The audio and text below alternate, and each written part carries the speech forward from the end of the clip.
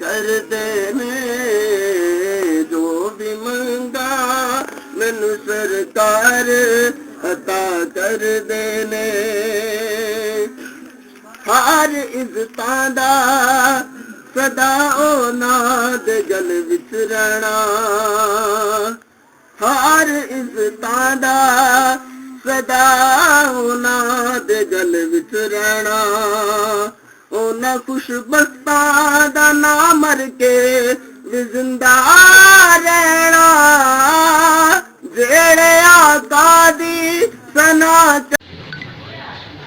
बिस्मिल्लाहिर्रहमानिर्रहीम। अस्सलामु अलैकुम दोस्तों और बुजुर्गों नाज़रीन, तुहाडे सामने अगली वीडियो दे नाल हाज़र हां। तुसीं देख रहे हो जी तुहाडे सामने वीडियो पेश की जा रही है। हालांकि ये पहले भी वीडियो जी शामिल की, लिहाजा असीं इहदे विच फार्मूला मज़ीद बेहतर बनाया है, चेंज किया है और इंशाअल्लाह इहदा 100% रिजल्ट है, यानी कि बहुत ही अच्छा रिजल्ट सानूं मिलिया है। और ये अमराज़ निस्वां यानी कि औरतों वास्ते कई बीबियां दी कालां सानूं आईयां कि तुसीं वीडियो बनाते हो लेकिन साडे औरतों वास्ते तुसीं बहुत कम वीडियो बनाते हो, लिहाजा ये खास करके सिर्फ और सिर्फ बीबियां वास्ते आ, औरतों वास्ते। तो यह जनाब अमराज़ निस्वां यानी कि माहवारी के मतलब बेहतरीन ज़बरदस्त अच्छा फार्मूला है, यानी कि अगर माहवारी की रुकावट होवे उनके वास्ते भी बेहतरीन है, अगर माहवारी बंद होवे तो उनके वास्ते भी ज़बरदस्त है। यानी कि इहदे नाल माहवारी खुलेगी भी, रूटीन भी ठीक होएगी और इस दे नाल दर्द भी ठीक होएगी। इन्नी अच्छी इन्नी ज़बरदस्त इन्ना आला किस्म का यह फार्मूला है। और ये तुहानूं मैं ये दसना कि ये इहदे च किहड़ियां शामिल चीज़ां कीतियां ने और उन्हां दा वजन भी नाल नाल जिहड़ा लिखिया होया है, जिस तरह कि मैं तुहानूं दिखाना। सब तो पहले नंबर ते एलवा है, एलवा 60 ग्राम और दूसरे नंबर ते हीरा कसीस 90 ग्राम,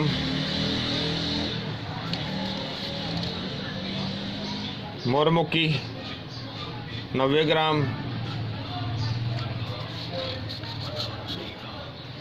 दाना काकला 60 ग्राम, जंजबील 60 ग्राम, तुखम गज़र 60 ग्राम, खुरफा 60 ग्राम, गुली रानी 80 ग्राम, ज़ाफ़रान कश्मीरी 5 ग्राम और सारी दवाइयाँ जिहड़ियां ने वो अच्छी तरह कपड़ छान करनियां ने।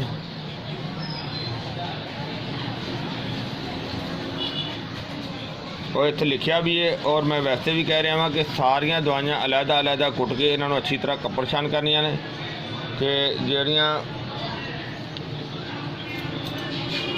आ तुसीं देख रहे हो कि बड़ा बेहतरीन जिहड़ा ना इन्होंने बनाया गया है और बड़ा बेहतरीन बना के इन्होंने तैयार किया गया है और तुसीं देख रहे हो। और अल्हम्दुलिल्लाह ये बहुत ही अच्छा तो बड़ा ही आला ये फार्मूला है। और ये तुहानूं हुण असीं मजीद दसने कि इहदे कैप्सूल जिहड़े ने वो भर के तो वो इस्तेमाल करने जिहड़े ने बहुत बेहतर ने। जिस तरह कि यह साडे कोल खाली कैप्सूल ने, ये खाली कैप्सूल आम पंसार की दुकान तो मार्केट दे विचों मिल जाते हैं और ये कम अज़ कम 500 mg का कैप्सूल होना चाहिए। इस तरह ही इन्हूं भरिया जा सकता है।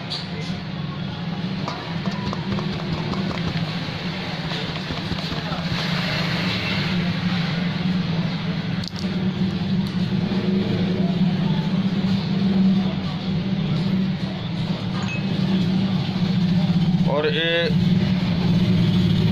थोड़ा जिहा टाइम लगता है बनाने लग्या, लेकिन टाइम लगाना पैंदा है दवाई बनाने ते भी। और कैप्सूल नूं अच्छी तरह टाइट करके भरना है, क्योंकि दवाई की मकदार जिहड़ी है वो थोड़ी नहीं होनी चाहिए, घट नहीं होनी चाहिए। देखो ऐसे तरीके नाल ही ये बनाए जाएंगे।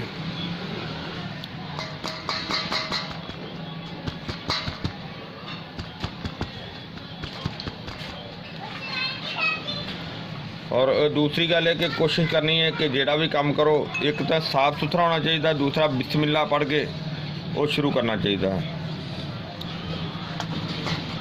और उस दे विच बरकत भी होंदी है। इंशाअल्लाह अल्लाह सोने दे हुक्म नाल शिफा भी होएगी।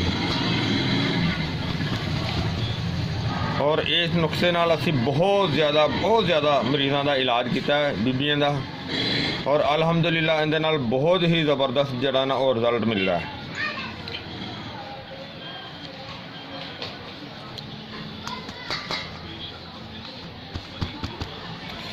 तुसीं देखिया कि भरन दा तरीका कर दो इस तरह ही है जिस तरह तुहानूं मैं 3-4 कैप्सूल भर के दिखा दिते ने।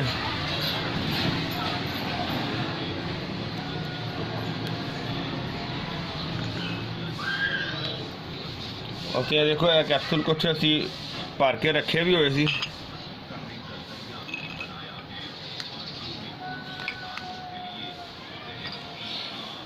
और इस तरह ये सारे तैयार कर लेने। खाली है ने भरे हुए ने दवाई के नाल, क्योंकि इन्हों के कलर का भी चेंज फर्क पै जाता है, और इनका वजन का तो ठीक ठाक फर्क पै जाता ना। और ये जी तुहानूं सारा ये तरीका घर दस दिता है, और इनका इस्तेमाल इस तरह है कि 2 कैप्सूल इस तरह के तुसीं देख रहे हो, 2 कैप्सूल सुबह और 2 कैप्सूल शाम को, यानी कि 4 कैप्सूल की डोज एक दिन की है। 2 कैप्सूल सुबह, 2 शाम को, 4 कैप्सूल की डोज एक दिन की है।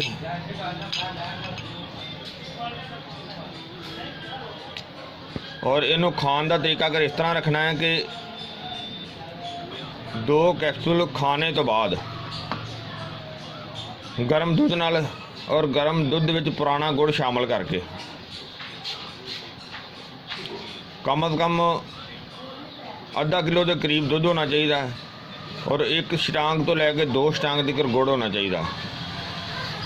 और सुबह तो शाम इन्हों इस्तेमाल करना है, और अल्लाह सोने के हुक्म के नाल इंशाअल्लाह मैंसिस की रुकावट, मैंसिस बंद होए होण, और मैंसिस बंद की वजह के नाल बहुत ज़्यादा अलामत पैदा हो जांदियां ने।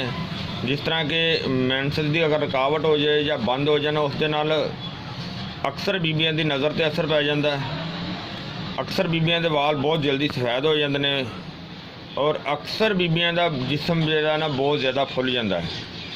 जिसम दे विच दर्दां, जिसम दे विच सुस्ती, कमज़ोरी, थकन, यानी कि कोई काम करन ते दिल नहीं करता, कोई जो ना वो सिलसिला जो ना वो तबीयत का सैट नहीं रहिंदा। तो जिस तरह कि वो अगर मैंसिस का निज़ाम ठीक होएगा, अल्हम्दुलिल्लाह अल्लाह सोने के हुक्म नाल वो तबीयत का निज़ाम जो ना बहुत ही इंशाअल्लाह बेहतर रहेगा। ये नसवानी कैप्सूल जो तुहाडे सामने पेश किए गए हैं, इन्हां दा ज़बरदस्त रिजल्ट है, और ये मैं उम्मीद करना मेरे दोस्तों भरावां नूं ये वीडियो अच्छी लगी होगी। इनू तुसीं लाजमी लाइक करो, शेयर करो, और सबसक्राइब करना बिल्कुल नहीं भूलना। इंशाअल्लाह अगली वीडियो ना फिर मिलांगे। इजाज़त, अल्लाह हाफिज़, अस्सलामु अलैकुम वरहमतुल्लाहि वबरकातुहू।